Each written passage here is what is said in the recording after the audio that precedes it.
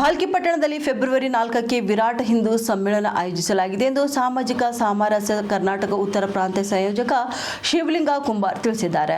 ಪಟ್ಟಣದಲ್ಲಿ ನಡೆದ ಸುದ್ದಿಗೋಷ್ಠಿಯಲ್ಲಿ ಅವರು ಮಾತನಾಡಿದ್ದಾರೆ. ಅಂದು ಮಧ್ಯಾಹ್ನ 2 ಗಂಟೆಗೆ ಭಾಲ್ಕೇಶ್ವರ ಮಂದಿರ ಆವರಣದಿಂದ ಬೃಹತ್ ಶೋಭಾಯಾತ್ರೆ ಹೊರಡಲಿದೆ.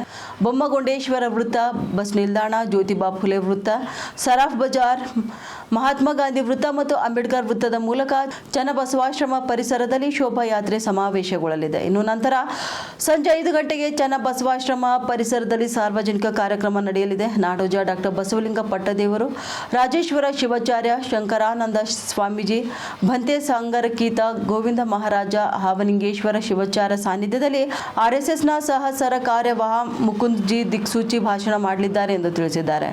ಇದು ಯಾವುದೇ ಒಂದು ಜಾತಿಗೆ ಸೀಮಿತವಾಗಿಲ್ಲ. ದೇಶದಲ್ಲಿನ ಎಲ್ಲ ಸಮುದಾಯಗಳನ್ನು ಒಗ್ಗೂಡಿಸಿ ಜಾಗೃತಿ ಮೂಡಿಸುವುದು ಈ ಹಿಂದೂ ಸಮ್ಮೇಳನ ಆಶಯವಾಗಿದೆ ಎಂದು ತಿಳಿಸಿದ್ದಾರೆ. ಪಟ್ಟಣದಲ್ಲಿನ ಸುಮಾರು 19 ವಿವಿಧ ಸಮಾಜದ ಮುಖಂಡರು ತಮ್ಮ ಸಮುದಾಯದ ಜನರೊಂದಿಗೆ ಭಾಗಿಯಾಗಲಿದ್ದಾರೆ. ಶೋಭಾಯಾತ್ರೆಯಲ್ಲಿ ವಿವಿಧ ಸಮುದಾಯದ ನೃತ್ಯ, ಶಾಲಾ ಕಾಲೇಜು ವಿದ್ಯಾರ್ಥಿಗಳ ಕೋಲಾಟ, ನೃತ್ಯ, ಮಹಾತ್ಮರ ಛದ್ಮವೇಷ ಸೇರಿ ಮುಂತಾದ ಪ್ರದರ್ಶನ ಗಮನ ಸೆಳೆಯಲಿವೆ. ಇನ್ನು ಹೆಚ್ಚಿನ ಸಂಖ್ಯೆಯಲ್ಲಿ ಜನರು ಭಾಗವಹಿಸಿ ಈ ಸಮ್ಮೇಳನ ಯಶಸ್ವಿಗೊಳಿಸಬೇಕು ಎಂದು ಮನವಿ ಕೂಡ ಮಾಡಿದ್ದಾರೆ. ಸುದ್ದಿಗೋಷ್ಠಿಯಲ್ಲಿ ವಿರಾಟ ಹಿಂದೂ ಸಮ್ಮೇಳನ ಸಮಿತಿ ಅಧ್ಯಕ್ಷ ರಾಜಪ್ಪ ಪಾಟೀಲ್, ಪ್ರಮುಖರಾದ ಸೋಮನಾಥಪ್ಪ ಅಷ್ಟುರೆ, ಹಿರಿಯ ಮುಖಂಡ ಪ್ರಭುರಾವ್ ಧೂಪೆ, ಯುವ ಮುಖಂಡರಾದ ಶಿವು ಲೋಖಂಡೆ, ಪ್ರಸನ್ನ ಖಂಡ್ರೆ, ಜೈ ಕಿಶನ್ ಬಿಯಾನಿ, ವಿಲಾಸ್ ಬುಕ್ಕ, ಅಶೋಕ್ ವಾಲೆ, ಮಹಾಂತೇಶ್ ಇತರರು ಉಪಸ್ಥಿತರಿದ್ದರು.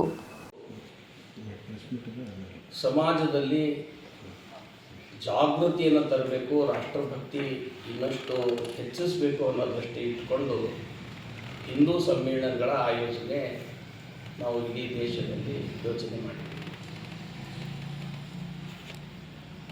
ಇದು ಯಾವುದೇ ಮತದ ವಿರುದ್ಧವಾಗಿ ಶಕ್ತಿ ಪ್ರದರ್ಶನ ಮಾಡುವಂಥದ್ದು ಅಲ್ಲ.